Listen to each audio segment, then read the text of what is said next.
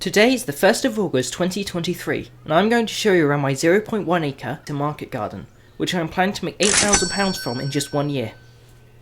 This garden is split into 4 large patches. The first 3 are surrounded by an electric rabbit fence, which rabbits can walk straight through. This is my first patch, which is the one closest to the gate. It is 7 by 15 metres, or 105 square metres. Most of the patch is Aaron Pilot first early potatoes in. I did have lettuces and spinach planted in between the rows, but the spinach bolted and the lettuce finally came to an end. These potato plants are dead, so they are ready to harvest. I just need some dry weather so they don't come out with more dirt than potato. I'm not selling any of these potatoes this year because they have all of these weird brown spots all over them. I think it might be from the disease brown leaf spot, which I had on the Swift potatoes last year. There are also these Neptune leeks which I planted in August last year, but these ones did not sell, so I'm going to collect the seeds instead. And while they are drying, the bees and butterflies like them a lot. There were also spring onions and lettuces planted with leeks, but these have all been sold. The other side of this grass path is my second patch, which is somehow 8 metres wide and 20 metres long, or 160 square metres. This year it has all been planted with 3 different types of carrots: Early Nantes, Autumn King 2 and Paris Market. Each of the 4 beds in this patch were planted about a month apart, and once the first bed is cleared, I will sow some more, so that I should hopefully have a constant supply. All of my carrots are being grown under insect netting because of carrot fly, which is a fly that lays its eggs on the surface of the ground, and when they hatch, the maggots eat into the carrots. Some of this netting is the same netting that I used last year for carrots, before I had a rabbit fence. So it was completely destroyed by rabbits, and has a lot of holes in it where the flies can get in. So about once a week I make a baking soda and water mixture, and give the plants a soak, which actually works at killing the eggs. I have a whole video about this, because doing it wrong can really damage or kill your plants. Under this insect netting I also have a few other plants. I have some rocket, bulbing onions and lettuce, because I had no room anywhere else to plant them, but I have planted Swedes under the netting to protect them from cabbage white butterfly. The next patch is the largest.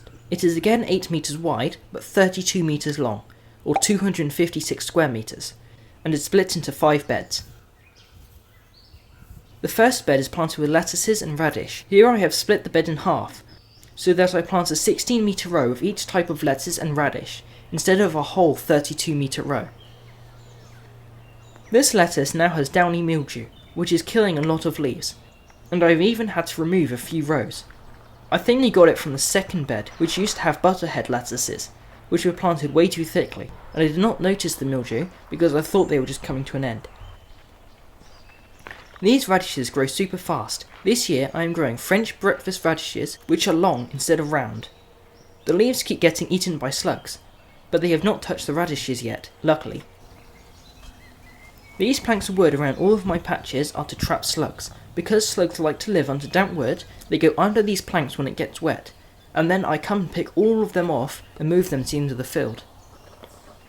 The second bed was filled with butterhead lettuces, but now it has 2 lines of spring onions, a line of leeks, beetroot which is just germinated, and chard that has not come up yet. The spring onions were sown in between the rows of lettuces when they were still small. People say spring onions are ready for harvesting in 8 weeks, but I sell larger spring onions with big bulbs, and this takes 5 to 6 months when planted in spring, or 10 months over winter. My third bed has even more spring onions and leeks, and some transplanted bulbing onions. I also have a line of Mizuna, which has been really helpful when I had almost no lettuce to sell. My Mizuna row is half red and half green. The green Mizuna has been destroyed by flea beetle, but the beetle haven't touched the red Mizuna yet. Red Mizuna is actually purple, just like red cabbages are purple, not red. The fourth bed has a whole line of big chard leaves, and some smaller chard plants, which just don't ever grow. I also have beetroot, which I am mainly using for leaves in the salad which I am selling. I also have a line of kale which is not getting eaten by pigeons, because I think the chard is hiding it. I have another line of small lettuces which also have mildew, but are getting better. My fifth bed has taller plants like beans and peas, because it is more north than the other beds, so it won't put the rest of the plants in the shade.